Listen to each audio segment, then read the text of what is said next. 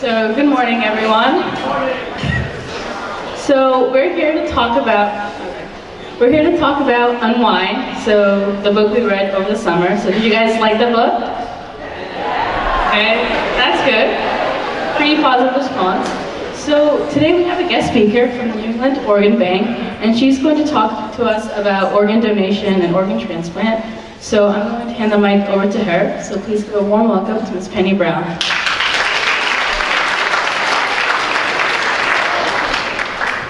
Good morning. Thank you for having me. As Will Heath has said, my name is Penny Brown, and I'm from Northborough. I live right off of Hudson Street, and I've noticed a couple of familiar faces in the crowd, so I feel right at home here. So we're going to talk a little bit about organ and tissue donation. I'm a volunteer for the New England Organ Bank in the community education program. So, why is it important for me to talk to you about organ donation? You're all young, have a whole life ahead of you, so why would I be speaking to you? Anybody? Too early? Yes? One is because of the book, yeah? Anything else? Yes? You're getting your licenses, exactly. What? How many of you have your permits already? Anybody get the permits? A few of you? When you go to the registry, those who got your permits already, did they ask you if you wanted to be an organ and tissue donor? Yes? They did. Good, good. It's on the form. And that's a very important decision for anybody to make. And in order to make a decision, you must be informed. You never sign anything unless you know what you're signing. So that's what we're going to discuss here today, because I know you read Unwind, or Unwound? Unwind. I started reading it this weekend, and I'm halfway through it, and it's very interesting. But you know it's all science fiction, so that's what we're here to clear things up about. So I volunteer for the New England Organ Bank, which is a non-profit organization. And what we are, we're an organ procurement organization, which means we get the organs for transplant. Does anybody know what organs are transplanted? There are 6 of them. I'm sorry, I heard liver and kidney. Heart, lungs, that's 4. We had liver, kidney, heart, and lungs. 2 more. Okay. We have 2 more. Yes? Skin is a good guess. But although skin is called the largest organ in the body, skin is considered tissue in transplant. The other one has to do with sugars. Yes. Pancreas. Good.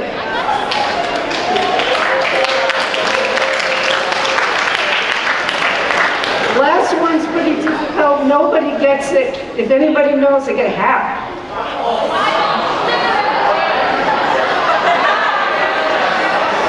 Okay. In fact, I'll challenge the teachers who are in here. Last one, 6th one. Come on, health teachers, biology teachers.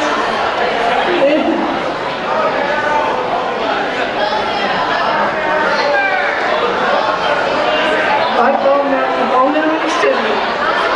Not the brain, no. I'll tell you, I win the hat, though. Last one is small intestine.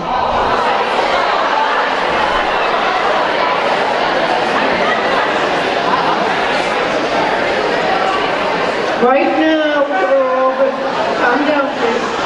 Right now, there are over 123,000 men, women, and children waiting for a life-saving organ transplant.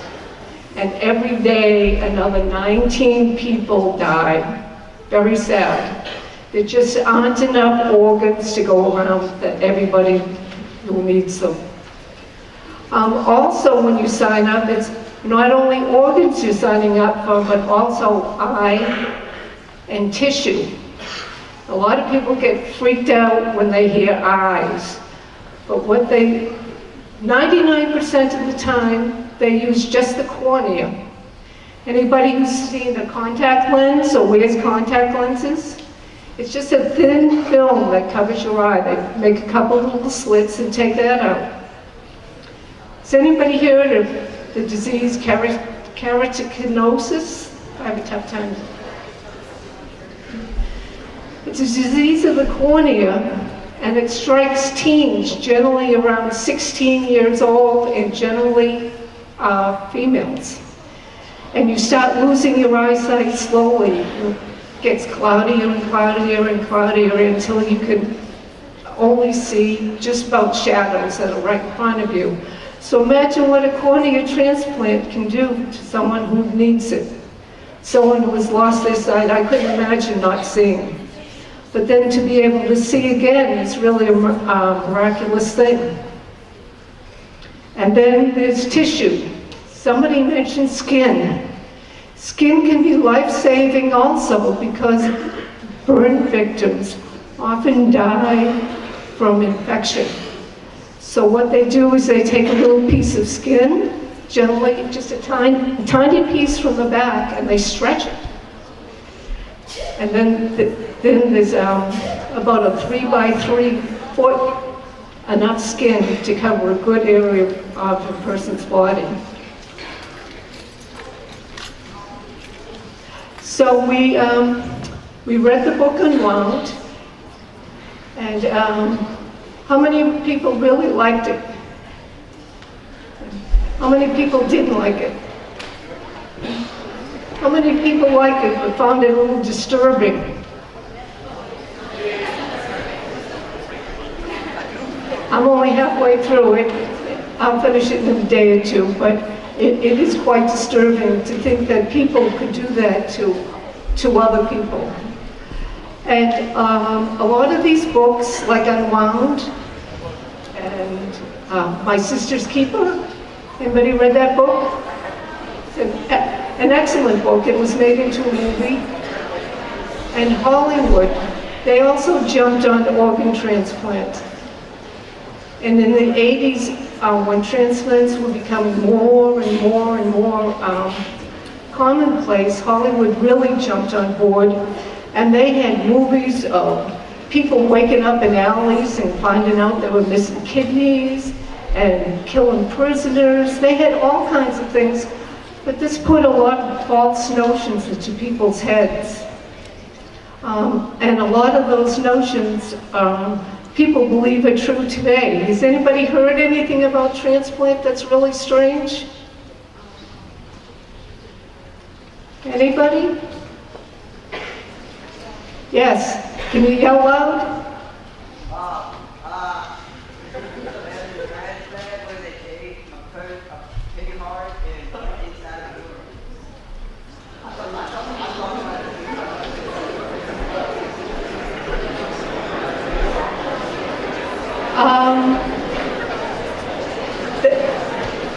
That has been done, but that's not regular transplant. Pig's heart is the closest to a human heart, and they have done it. But that's not what we're talking about. We're talking about human transplant, people donating organs to save other people's lives. I speak at a lot of different clubs and events, and one of the most common things I hear is, gee, if I'm in an accident and I go to the emergency room, the doctors aren't going to save my life because they want my organs for transplant. Has anybody heard that? Oh, lots of adults have, yeah. Well, that could be that's the furthest thing from the truth. Because when you're injured in an accident and go to the emergency room, the doctor's job is to save your life. That's his only job, his or her. They have nothing to do with transplant. They don't know if you're a donor or not. And they're there to save your life. Now, how do they find out if you're a donor? Anybody know? Yes? No? When you go into the emergency room, has anybody ever looked at your license? No? The only time they look at your license is if they don't know who you are. Any serious accident, by law, the hospital has to call the area organ bank, which is us, the New England Organ Bank in this area. And we send a team into the hospital. It's a huge team of physicians, nurses, technologists, social workers, and we just sit there and wait. The hospital has no idea if you're a donor, and they have no way of finding out. It's a lot of checks and balances and security, so things don't happen.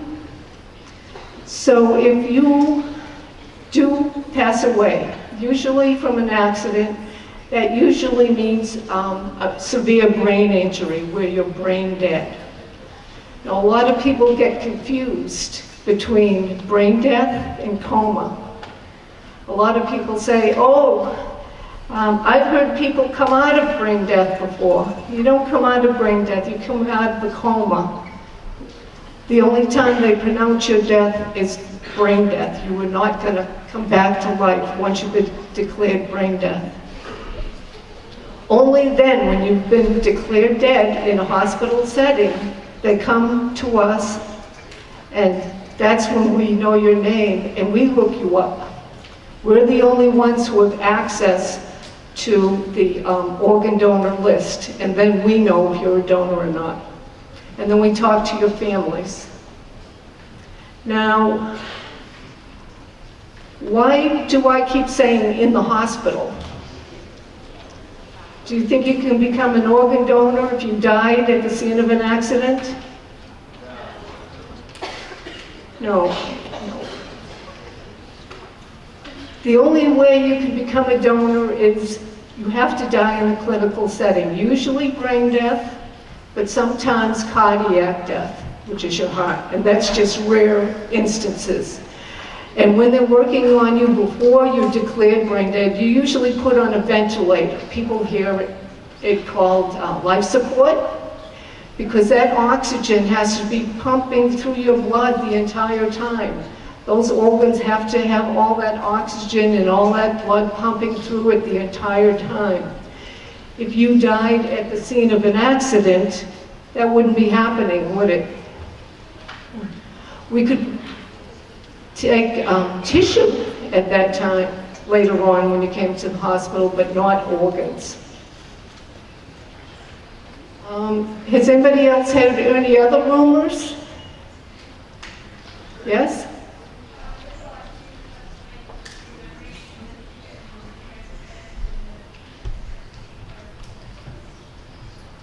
You've heard about people who have feelings with the other person? That's not medically true. Yeah.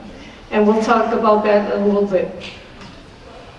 How about, it's against my religion. Anybody hear that? Organ transplant is not against any major religion. Even, what's the religion with blood transfusions? I can't remember the name, I'm sorry. Hindus approve organ transplants also. So it isn't against any religion. How about, they're going to hack my body up and I won't be able to have an open casket funeral. Well, that's not true. recover organs or tissue is a very delicate operation. It's done in an OR. They have to be removed surgically, and your body is stitched up externally, just as if you were alive, so anybody can have an open casket. I know we're talking about death a lot, but I just want to preface with, I hope you all have very, very long, healthy, happy lives. Anything else that people have heard? Does anybody have any questions while we're going along? Too early? I know it was early for me too. Well, I'll tell you a little bit about my history and why I became involved with the organ bank. I was born with a genetic condition called polycystic kidney disease, or PKD for short. Has anybody heard of that? I have one hand up in the back. Oh, somebody else? Do you have it? No? Good. What it is a genetic disease, which means I'm born with it, came from my parents. You can't contract it, I can't give it to you. And what happens is, through my lifetime, cysts kept growing on my kidney. And cysts are little pockets of fluid that just don't belong there. And pretty soon, hundreds and hundreds and hundreds of them kept growing in and on my kidneys. So my kidneys were getting large with all these cysts, and they eventually crushed the life out of my kidneys until they no longer worked. This happened to my mother also. This ran on my mother's side, and she died at the age of 39. I was only 18 at the time, just a year or two older than most of you. And losing a parent is very, very difficult, especially at such a young age. But for me, it was even worse because as I watched her dying in the hospital, I knew that I had the same disease too. And this is probably will be my fate. So as the years went on and I turned 39, coincidentally is when I got sick. My doctor said to me, we're going to have to start thinking about dialysis soon. Does anybody here know what dialysis is? I see way out back there. Yell it out. Who had their hand back here?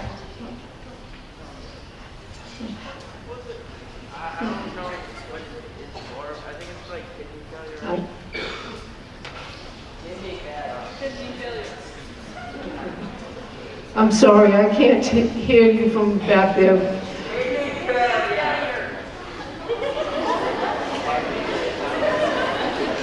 Oh, are you? Oh, I'm sorry. I'm sorry. I hope I don't scare you. If you want to talk to me afterwards, please do. So dialysis is being hooked up to a machine every other day that takes your blood out, cleans your blood because your kidneys aren't doing that. And that's what your kidneys do. They filter your blood and take all the waste out, and then it puts the blood back into your body.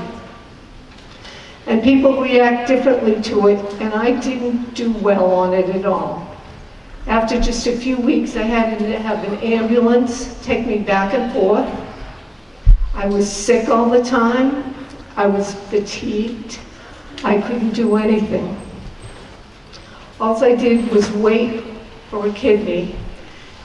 And there were mornings I would wake up and I would actually be mad at God because He didn't let me die during the night. I was that sick. So I went back and forth to dialysis. And then one Saturday night, I was watching Saturday Night Live, and it just ended. I was shutting off the TV when the phone rang. And I was pretty upset. I was saying, who's calling me at 1 o'clock in the morning? It must be a prank call. And then the voice on the other end was vaguely familiar. And then he says, this is Dr. Morrissey. We have a kidney for you. I was ecstatic. I mean, my mind was going in 50 million directions. I was like a crazy woman. I was like, oh, I gotta call my dad, I gotta pack stuff up, I gotta go to the hospital, what's gonna happen, how am I gonna feel, what's the surgery gonna be like? Everything is running through my head. And my doctor told me that the kidney came from an accident victim who was only 22 years old.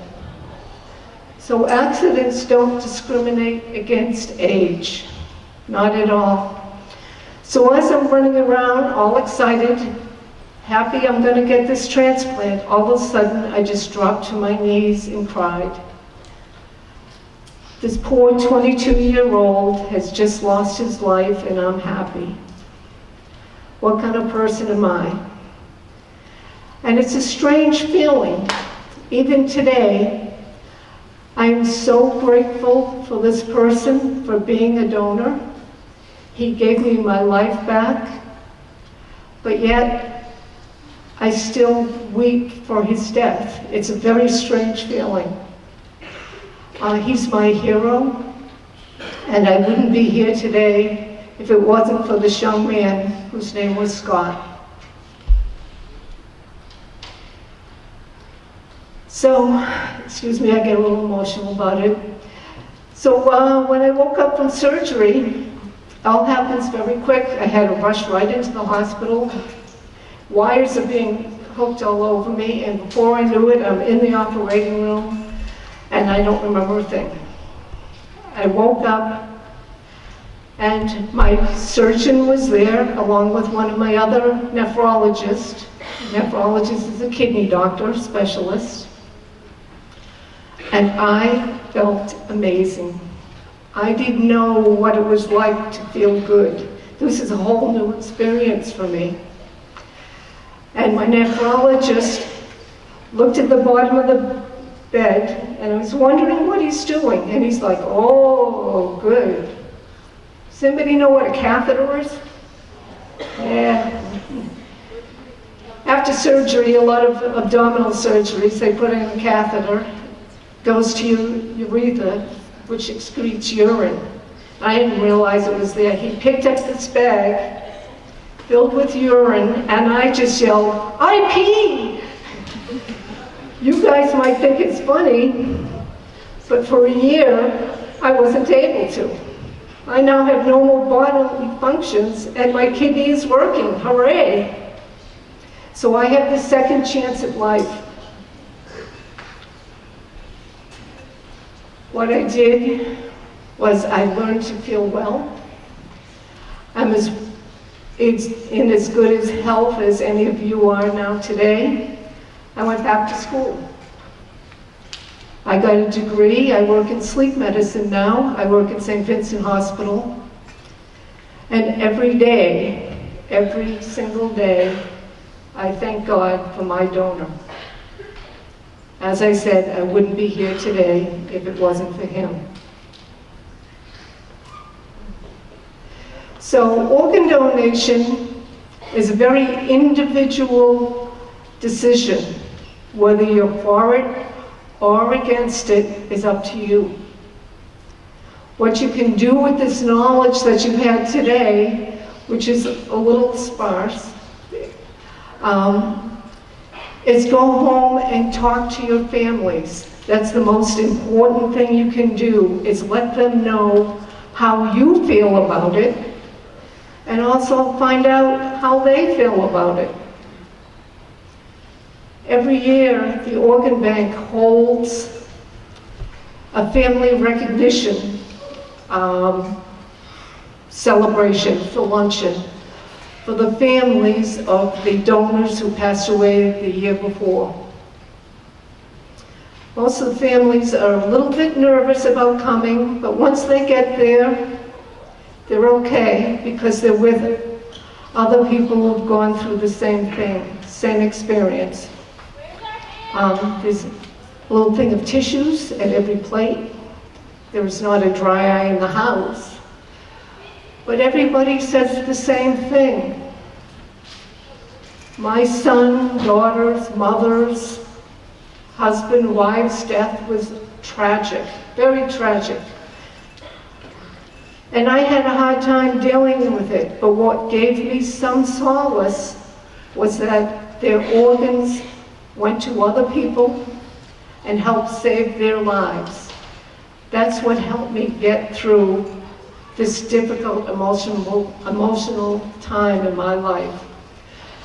And I'm happy to know that through organ transplant, up to another 8 people can live.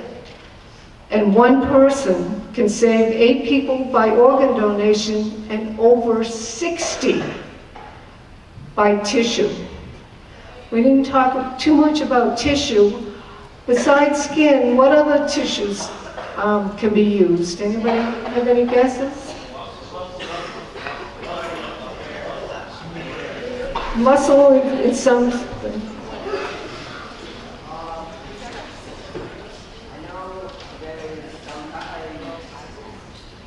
You gotta yell, I'm a little hard of hearing.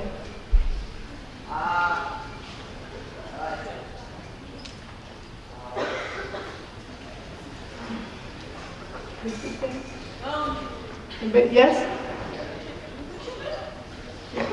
Pancreas is an organ. No. How about athletes? Think of all these athletes. Tendons.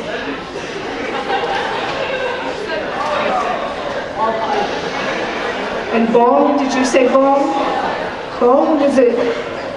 Bone is also used. It's used for people who have maybe bone cancer,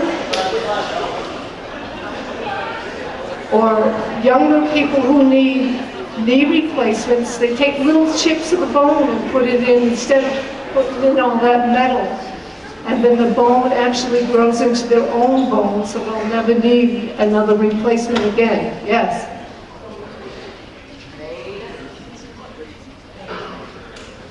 Brain? No.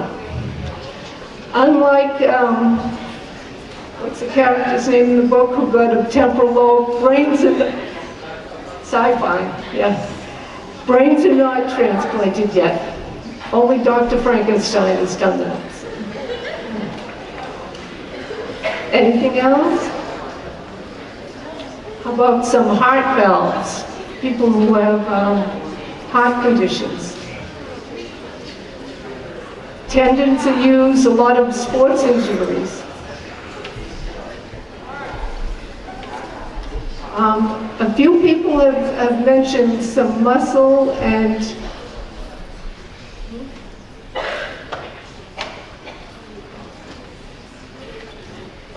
memory. Oh, we've got to get back to the memory. There've been a lot of books out and a lot of stories and movies about people who have had memories or failings from their, they think from their heart or other organs. They receive transplants. But that's not scientifically possible. Most memories, feelings, tastes, and all that come from the brain, and it's usually circumstantial. There's a woman I volunteer with who received a kidney, and she met the donor's wife, and when she did, she was drinking coffee, and the donor's wife said, "Oh, my husband loved coffee. He couldn't get enough coffee." And Arlene said, "I haven't had coffee in years. All of a sudden I had this urge for coffee." And the donor's wife said, "My husband also loved broccoli." And Arlene said, "I hate broccoli. I haven't had it in years." So she went home, had broccoli, and she loved it. She says, "Oh, this is all from my donor." However, when she met the donor's wife, they met in a coffee shop. What else do you have in a coffee shop except for coffee? And the fact that she hadn't tried broccoli in about 40 years, well, your taste buds change. So it's all coincidental.